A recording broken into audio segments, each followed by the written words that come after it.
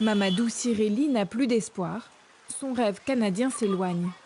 Tu peux financer beaucoup d'argent pour les procédures. Et voilà, on te refuse carrément. Et sans raison valable. C'est décourageant, vraiment. Après 4 refus de permis d'études en 2 ans, sa formation dans une école canadienne est compromise. Et avec elle, son avenir en pâtisserie. Si tu as étudié au Canada et tu reviens dans un pays pour chercher du boulot, ça sera facile pour toi. En Afrique, partout en Afrique, plus je reste ici, plus c'est du retard pour moi. Je n'avance pas. Mamadou a obtenu une bourse d'études de plus de 15 000 € de la province du Québec. Mais comme lui, ils sont environ 70% d'étudiants africains francophones à se voir refuser un visa par le gouvernement canadien, contre 35% pour les étudiants non africains. Aussi on te dit, c'est parce que tu ne comptes pas revenir dans ton pays. Mais qu'est-ce qu'ils en savent vraiment? S'ils ne veulent réellement pas te donner le visa, mais qu'ils te disent la vraie raison. Face à ces refus massifs, un comité fédéral s'est penché sur la question. Après 1 mois d'audition, son rapport est sans appel. Décision arbitraire, difficulté à venir étudier au pays. Immigration Canada ne facilite pas l'arrivée des étudiants africains francophones. Les agents ne devraient pas avoir de préjugés quand ils commencent à étudier les candidatures des étudiants. La demande doit être évaluée en tant que telle. Et nous avons également recommandé qu'il y ait un médiateur au sein du ministère de l'Immigration chargé d'examiner les taux de refus. Pour remédier à ces taux de refus élevés, 34 autres recommandations ont été faites par le Comité permanent de la citoyenneté et de l'immigration. Au Québec, bonjour Mamadou. Bonjour. Vous allez bien? Ça va, merci. l'avocate de Mamadou reste pessimiste. Les statistiques de l'année 2021 sont accablantes. Sur plus de 77 000 demandes d'étudiants de pays africains francophones, environ 53 000 ont été refusées par Immigration Canada. Vous pourriez perdre temps et argent en misant sur un tel projet d'études. Je vous recommanderais d'opter davantage pour un programme qui vous permet de rentrer comme travailleur étranger temporaire à travers un emploi.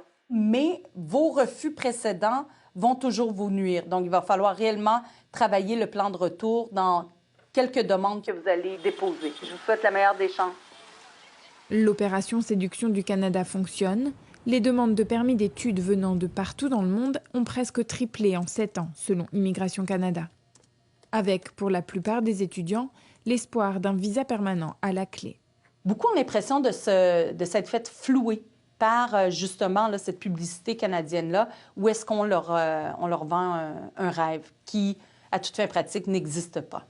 Un rêve incertain pour les étudiants africains obligés de présenter un plan de retour au pays, particulièrement détaillé. Pour un étudiant africain, c'est réellement le parcours du combattant parce qu'il doit démontrer davantage que quiconque que son plan est véridique. Alors, on prend pour acquis que c'est un but détourné, qui sont de mauvaise foi et qui veulent rester au Canada, alors que c'est le cas de bien des gens en provenance d'Europe, en provenance d'Asie, qui nourrissent tous le même rêve de venir au Canada.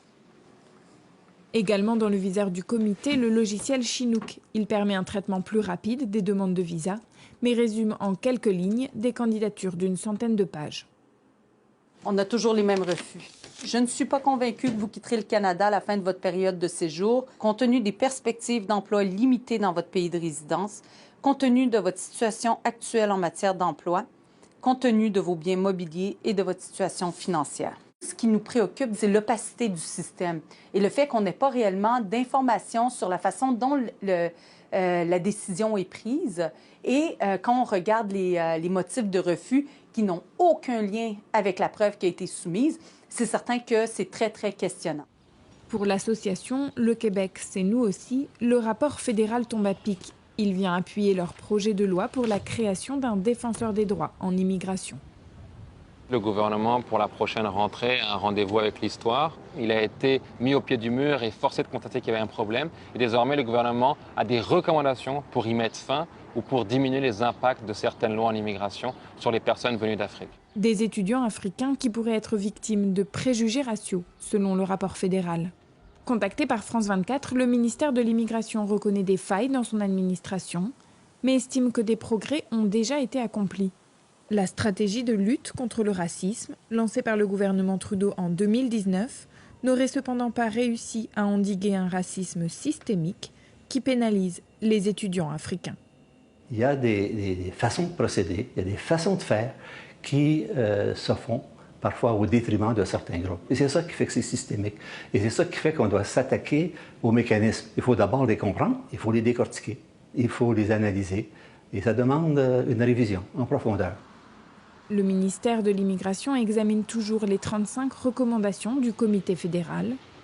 Une réponse du gouvernement est attendue dans les 6 prochains mois.